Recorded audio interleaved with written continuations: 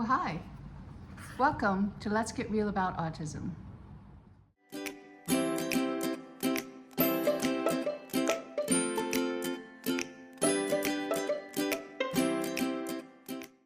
Thank you for watching my channel. When I created this channel, I wanted to discuss all the medical issues that those with autism have and will face in the future. And it turned into something much larger than I expected. So I'm changing the name. Navigating MIA, the medical implications of autism. Let's get into it.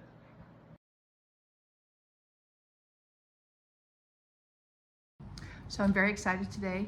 I've been reading this book. It's a great book. It's called The Cancer Resolution by Mark Lintern. And when I get totally done analyzing it, I've got a lot of information to share with you. But first, Mark is a very smart person, not a doctor, but very studied in cancer and what's really going on. So let's just say the world-renowned medical system has a dismal record treating cancer. Mark Lintern talks about the fact that for years, the research in cancer was geared towards genetic causes, and that has not been proven correct at all. For much of that reason, there's been a huge lack of progress in cancer treatment. Professor Seifried, who treats cancer as a metabolic disorder, says he attributes the absence of any real progress in the war against cancer over the last 40 years to the flawed concepts of the somatic, the DNA mutation theory.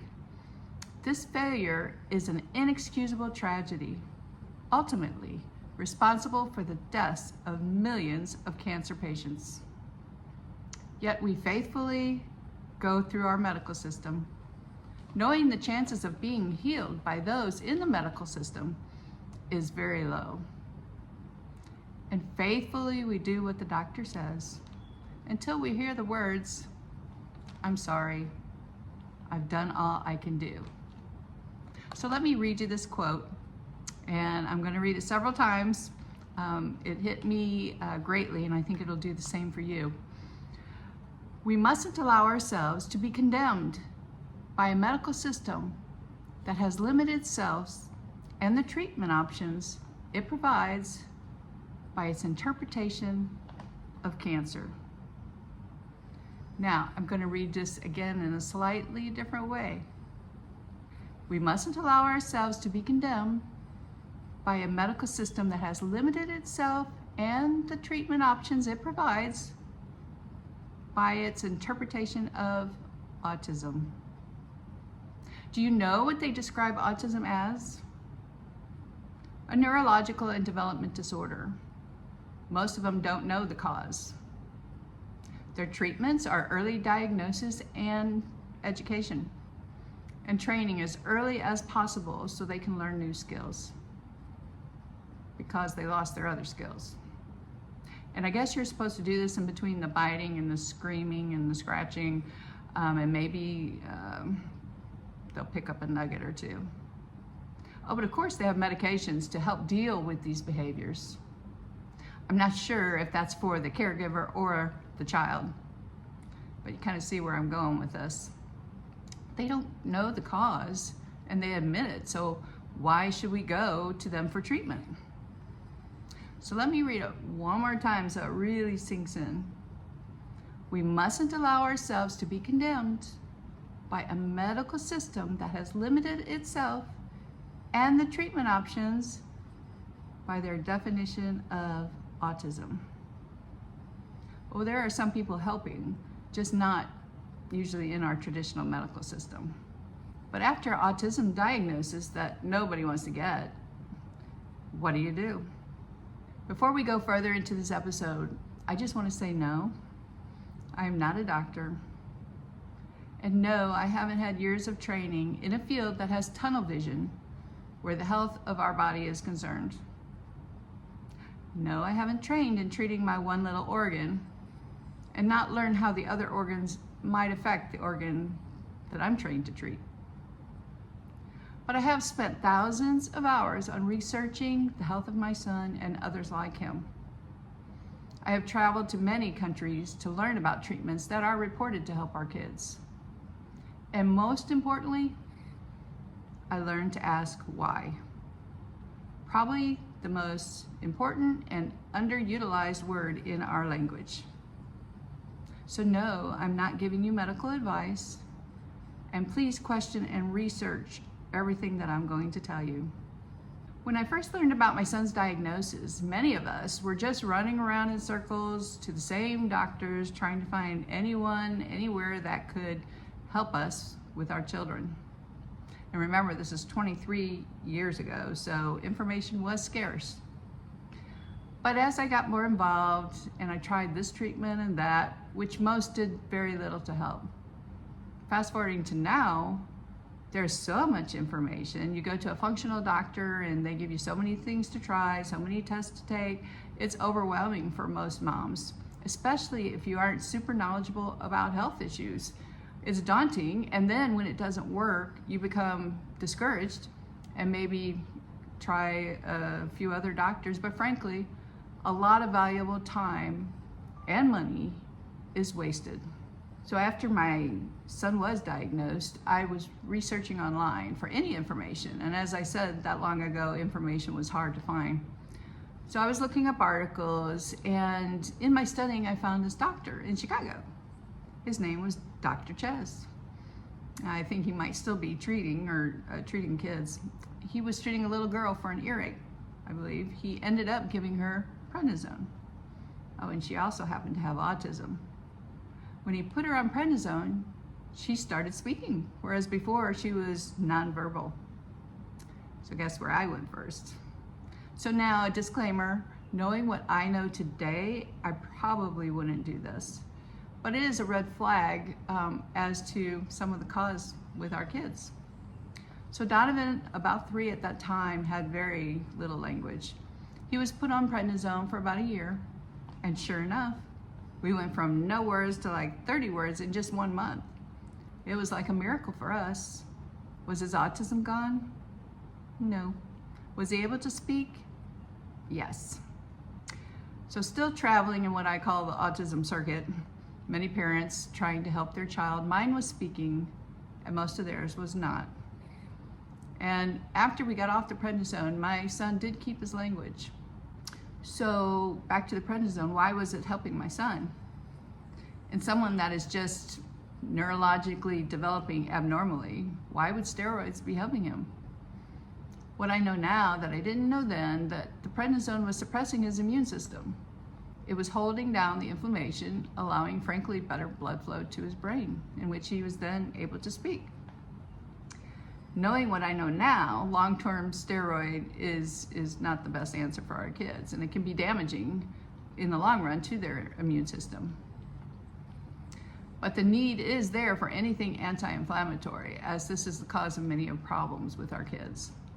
Steroid suppresses your immune system when it's overreacting and attacking the body.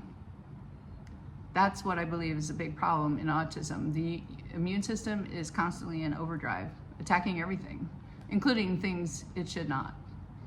I believe autism is a dysregulated immune system. But in my quest to help further, we will dig and ask, why is the immune system dysregulated? I wish you could ask any doctor, but most won't have a clue on this. But the answer, if you go to through our medical system, the answer is to suppress, suppress, suppress. And all this does is basically kick the can down the road and open things up for further complications. And later I'll tell you why that is. After we stopped the prednisone, the language stayed, but many of his other bodily symptoms came back, mostly the gastrointestinal issues and a lot of diarrhea. And as we moved forward, he was about 4 or 5 at this time. Then the diet issue came up.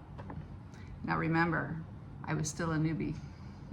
When diet was mentioned to me, I said, absolutely not. This is the most absurd thing I ever heard. I cannot believe that food would make my son act like this.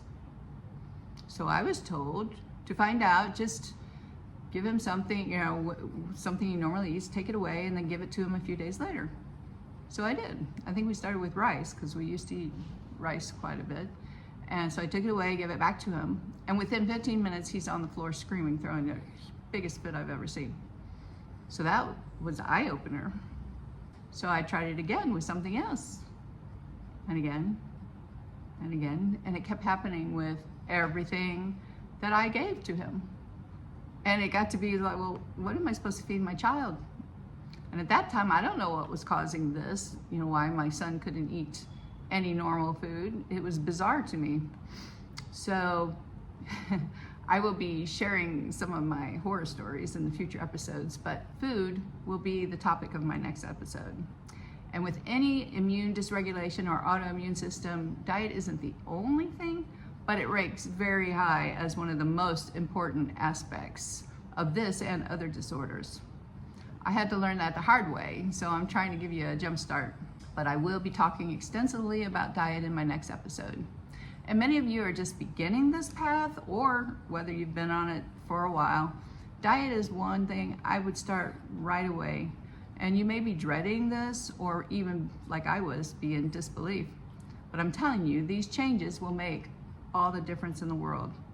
And if you start eating the foods yourself, as the person you're trying to help over time, if you're like me, the more you learn, the less appealing going to restaurants can be, and the pickier you are at the grocery store.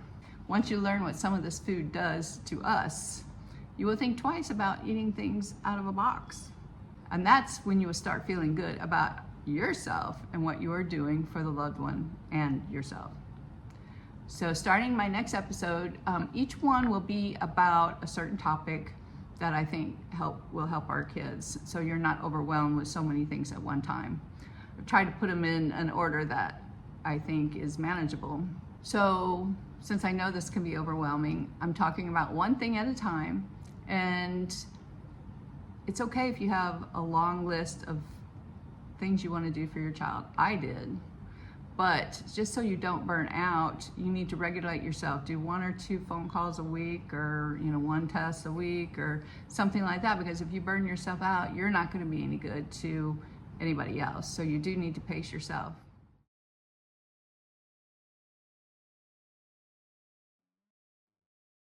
I look forward to continuing this conversation.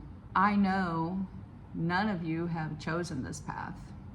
I didn't choose this path, but it has changed my life and my family's life.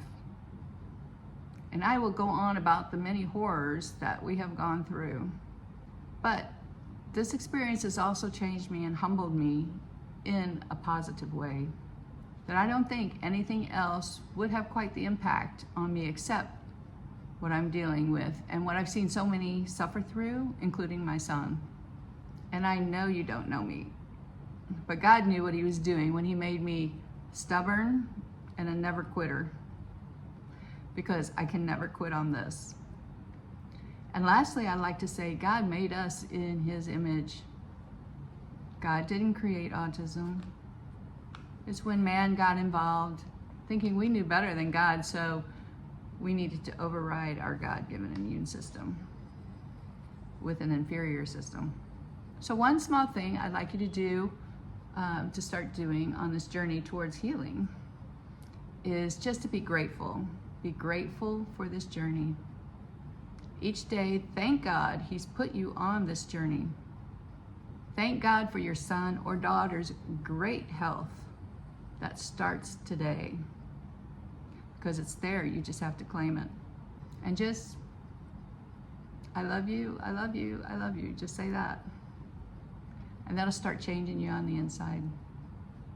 So next time we're going to dive into diet and why it's an absolute must.